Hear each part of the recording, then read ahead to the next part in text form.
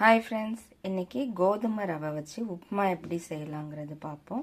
அதுக்கு தேவையான இன்க்ரீடியன்ட்ஸ் கோதுமை ரவை 1.25 கப் எடுத்திருக்கேன்.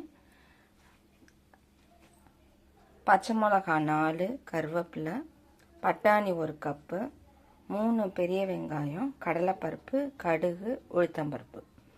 இது எல்லாமே தேவையான பொருட்கள்.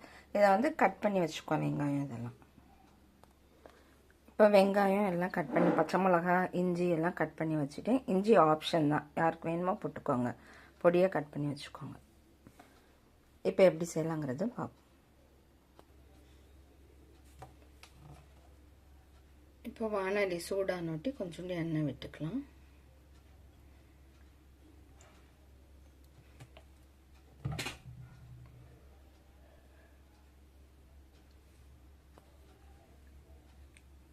இப்போ கடுகு போடுறோம்.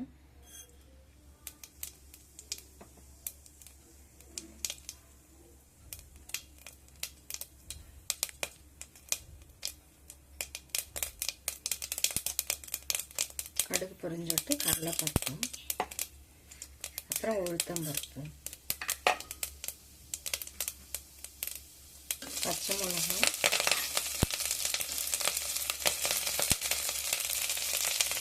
இஞ்சி.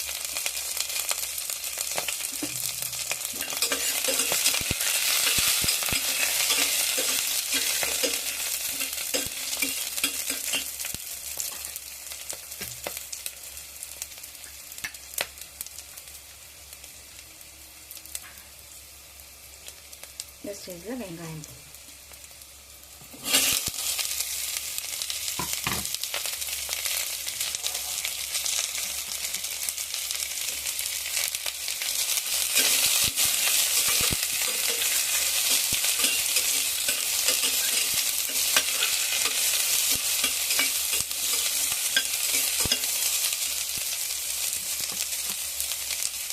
கருவேப்பிலை,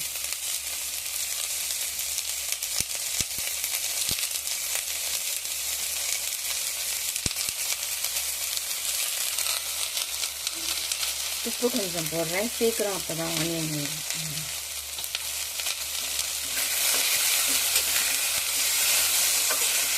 1 கப்பு கோதுமை ரவைனாக்கா 2.5 கப்பு தண்ணி எடுத்துக்கணும்.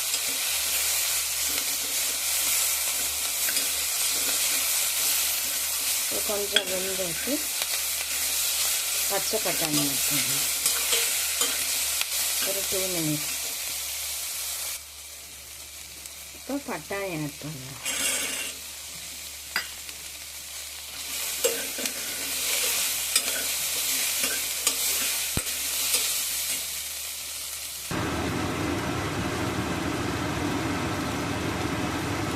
அவ்வளோதான், வந்துருச்சு. இப்போ தண்ணி ஊற்றணும்.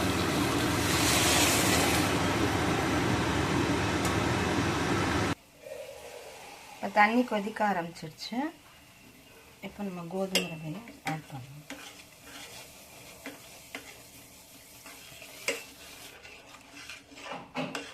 அடுப்பை சிம் பண்ணிக்கோங்க. அப்புறம் கடைசியில் நல்லா வெந்தோட்டி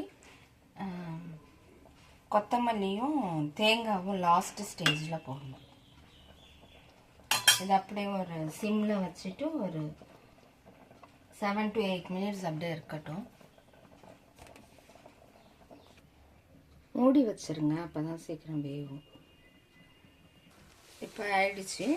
இந்த ஸ்டேஜில் தேங்காயும் கொத்தமல்லியும் போட்டுட்டு இறக்கிடலாம். அவ்வளோதாங்க, ஆயிடுச்சுங்க. சுவையான கோதுமை ரவை உப்புமா ரெடி. இதை எப்படி இருக்குன்னு நீங்களும் செஞ்சு பார்த்துட்டு கமெண்ட் பண்ணுங்கள், சப்ஸ்கிரைப் பண்ணுங்கள், ஷேர் பண்ணுங்கள், லைக் பண்ணுங்கள். Thank you so much.